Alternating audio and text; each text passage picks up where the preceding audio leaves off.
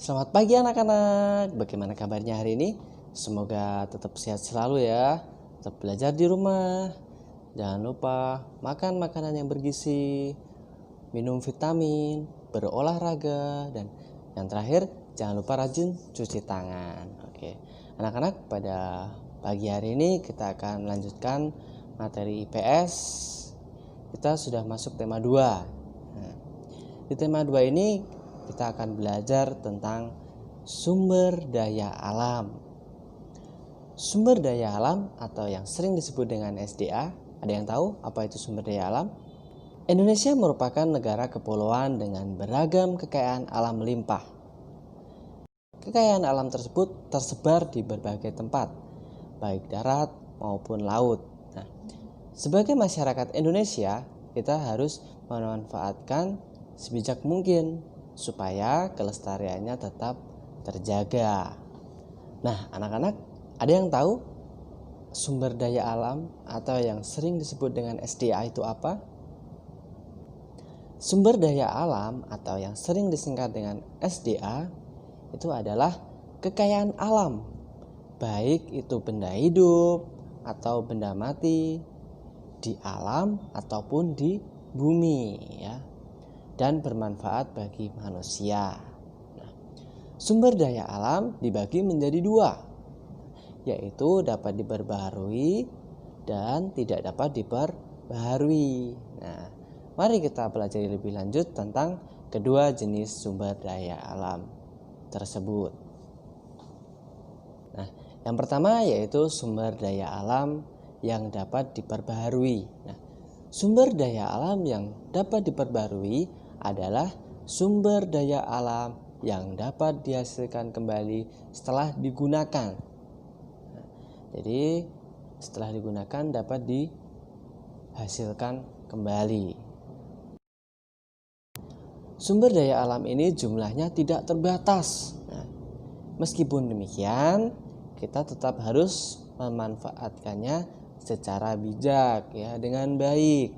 Nah, sumber daya alam yang dapat diperbarui mudah ditemukan di sekitar kita.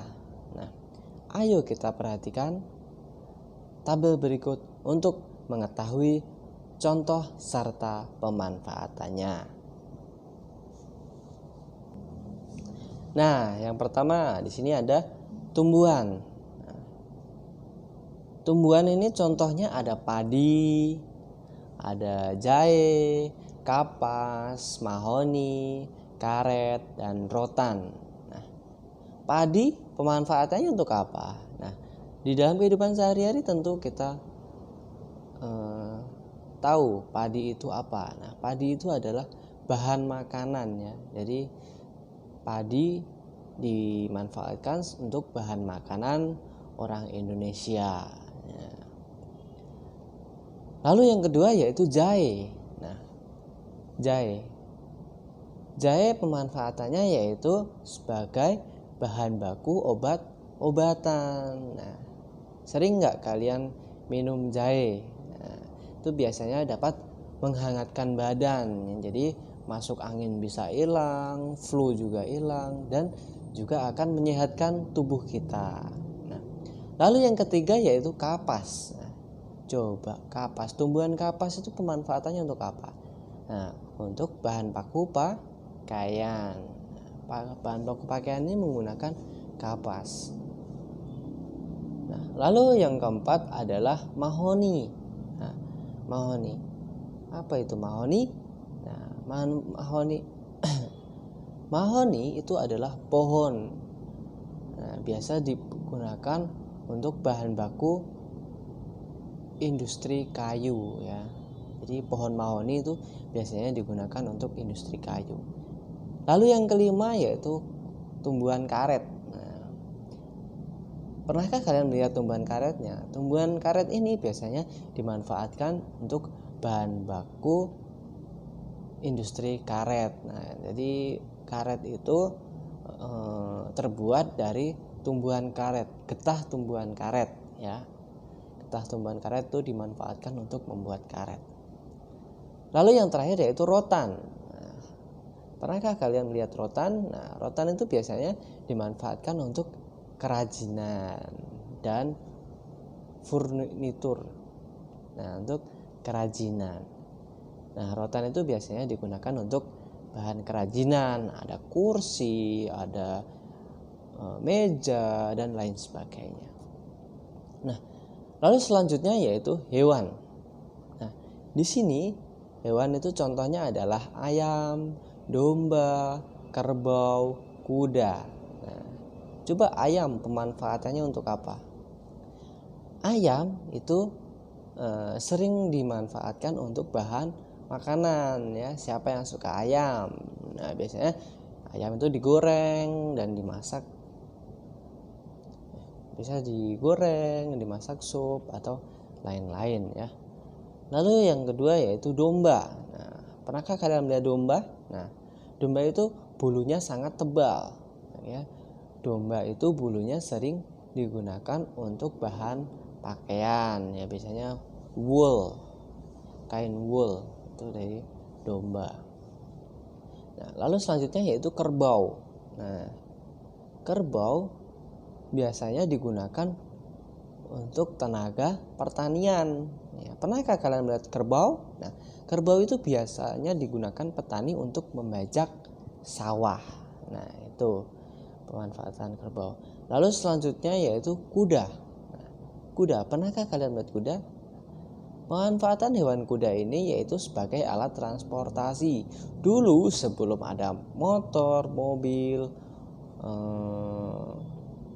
sepeda, pada zaman dahulu alat transportasi itu adalah kuda.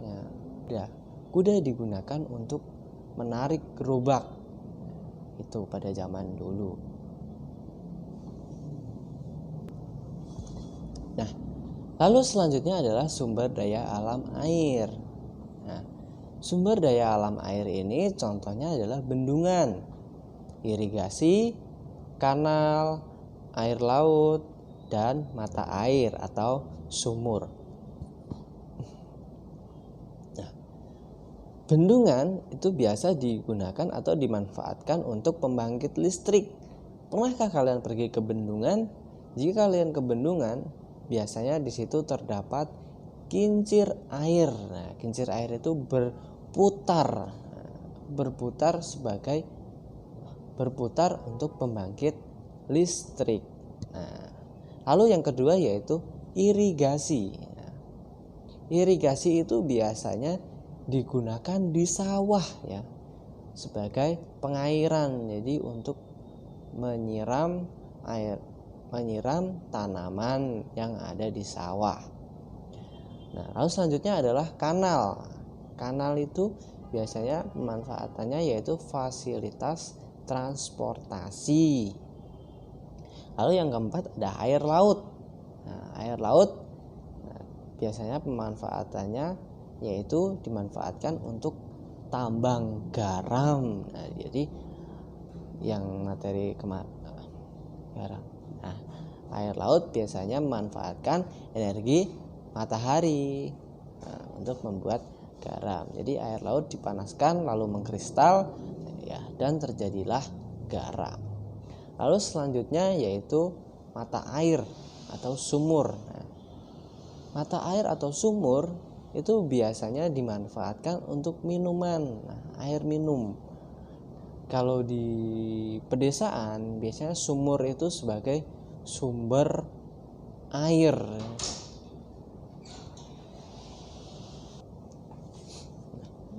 Contoh sumber daya alam yang dapat diperbarui selanjutnya yaitu energi matahari. Nah, energi matahari ini contohnya yaitu cahaya matahari dan panas matahari.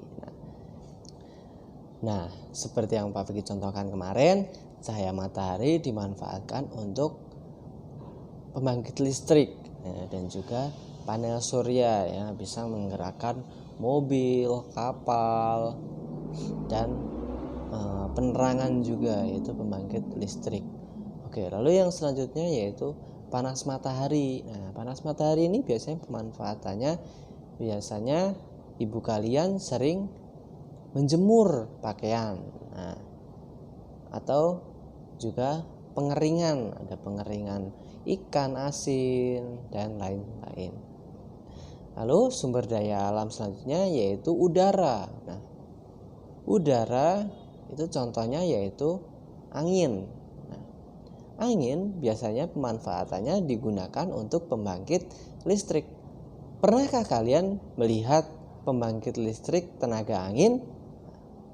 Biasanya menggunakan baling-baling. Baling-baling biasanya di pegunungan itu terdapat banyak sekali baling-baling. Nah, baling-baling itu fungsinya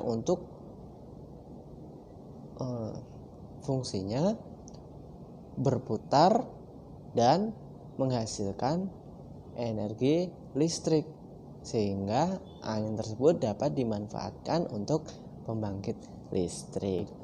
Nah, anak-anak, sumber daya alam selanjutnya yang dapat diperbarui yaitu tanah. Tanah itu contohnya ada sawah, ada perkebunan, ada peternakan, dan hutan. Nah, sawah itu biasanya dimanfaatkan petani untuk tempat bercocok tanam, ya, tempat bercocok tanam. Lalu yang kedua yaitu ada perkebunan. Nah, perkebunan itu biasanya pemanfaatannya untuk usaha perkebunan. Nah, contohnya yaitu ada perkebunan teh. Lalu selanjutnya yaitu peternakan. Peternakan pemanfaatannya untuk apa? Nah, yaitu untuk usaha peternakan. Contohnya peternak telur, peternak sapi. Kalau peternak telur tentu saja menghasilkan telur. Kalau peternak sapi menghasilkan susu, ya. Lalu selanjutnya yaitu hutan. Hutan itu biasanya dimanfaatkan juga untuk hutan lindung.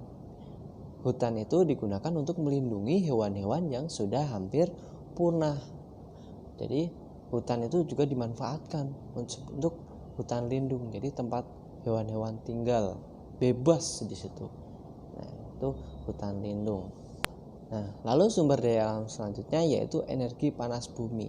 Jadi bumi ini di dalamnya terdapat inti bumi. Nah, itu yang sangat panas sekali, ya, uap panas. Nah, biasanya energi panas bumi ini digunakan untuk pembangkit listrik. Nah, itu.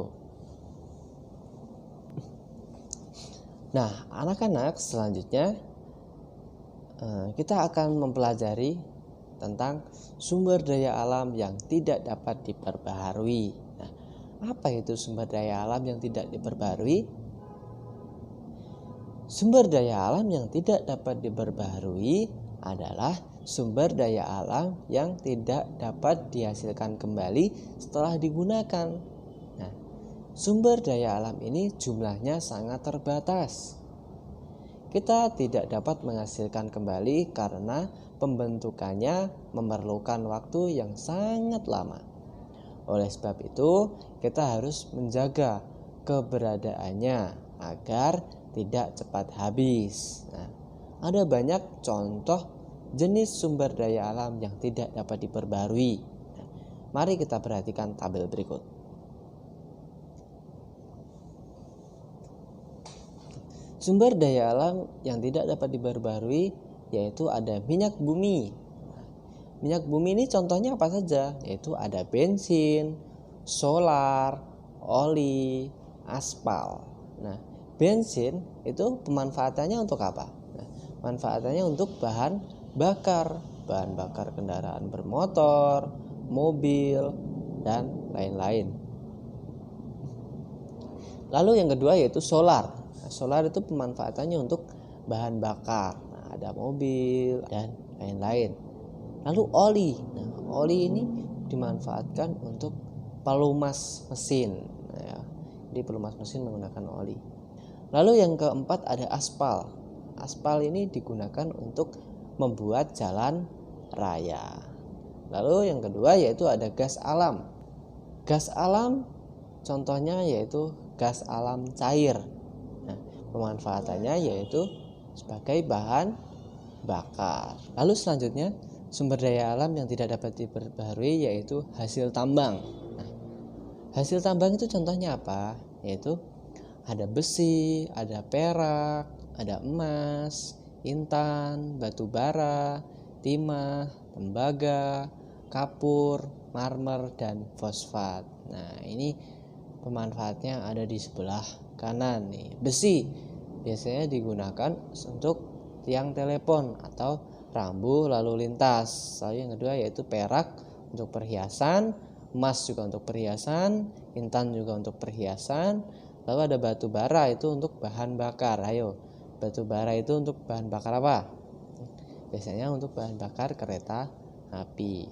Lalu yang selanjutnya yaitu timah. Timah untuk pelapis kaleng makanan. Kaleng makanan itu biasanya warnanya apa? Warnanya silver. Nah, itu terbuat dari timah. Lalu selanjutnya yaitu tembaga. Itu biasanya digunakan pembuatan alat listrik.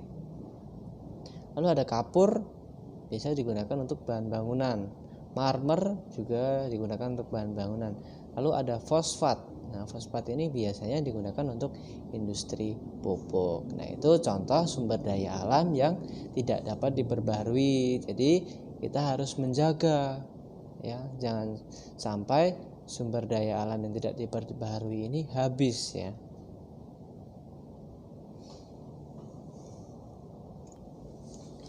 Nah, anak-anak, selanjutnya yaitu kegiatan ekonomi yang memanfaatkan sumber daya alam. Nah, kegiatan ekonomi yang memanfaatkan sumber daya alam itu ada banyak sekali, ya. Contohnya yang pertama yaitu ada pertanian. Nah, pertanian merupakan kegiatan bercocok tanam dengan lahan yang sempit dan mengusahakan tanaman pangan. Nah, biasanya yang ditanam itu adalah tanaman-tanaman pangan. Ada jagung, ada padi, ada kacang, dan lain-lain. Nah, itu. Kegiatan ekonomi ini dilakukan oleh masyarakat dengan memanfaatkan sumber daya tanah dan tumbuhan yang ada di sekitar. Hasil pertanian dimanfaatkan sebagai bahan pangan dan sumber energi. Nah, lalu yang kedua yaitu perkebunan. Nah, perkebunan merupakan kegiatan bercocok tanam pada lahan yang luas dan mengusahakan tanaman bernilai ekonomi tinggi. Kegiatan ekonomi ini dilakukan oleh masyarakat dengan memanfaatkan sumber daya tumbuhan.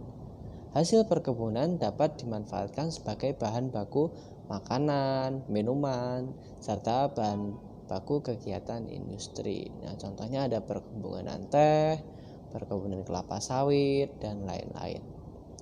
Lalu yang ketiga yaitu ada perhutanan.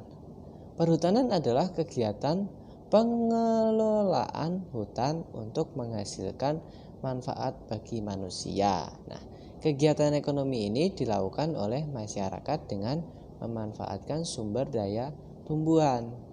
Hasil hutan dimanfaatkan untuk bahan bangunan, perabot rumah tangga, dan bahan baku industri. Lalu yang keempat ada pertambangan. Nah, pertambangan merupakan kegiatan mengambil kandungan mineral yang berguna bagi kesejahteraan manusia. Nah, kandungan mineral didapatkan dengan menggali lapisan di bawah tanah. Nah, kegiatan ekonomi ini dilakukan oleh masyarakat dengan memanfaatkan sumber daya mineral yang ada di laut maupun di darat. Nah, hasil tambang dapat digunakan untuk membuat perabot rumah tangga, bahan bangunan, atau bahan baku industri. Lalu selanjutnya yaitu perikanan. Perikanan merupakan kegiatan manusia yang berhubungan dengan pengelolaan dan pemanfaatan sumber daya perairan. Kegiatan ekonomi ini dilakukan oleh masyarakat dengan memanfaatkan sumber daya hewan yang hidup di perairan. Hasil perikanan dapat dimanfaatkan sebagai bahan pangan, kosmetik, dan obat-obatan. Lalu selanjutnya yaitu peternakan. Peternakan merupakan usaha pemeliharaan dan pengembangbiakan hewan ternak untuk diambil manfaatnya. Kegiatan ekonomi ini dilakukan oleh masyarakat dengan memanfaatkan sumber daya hewan yang hidup di darat. Hasilnya dapat dimanfaatkan sebagai bahan pangan, bahan pakaian, dan membantu pekerjaan manusia. Nah, itu contoh dari peternakan. Nah, lalu yang terakhir ada perindustrian. Perindustrian merupakan kegiatan mengolah bahan mentah menjadi barang setengah jadi atau barang jadi. Kegiatan ekonomi ini memanfaatkan hasil produksi sumber daya tumbuhan, hewan, dan mineral.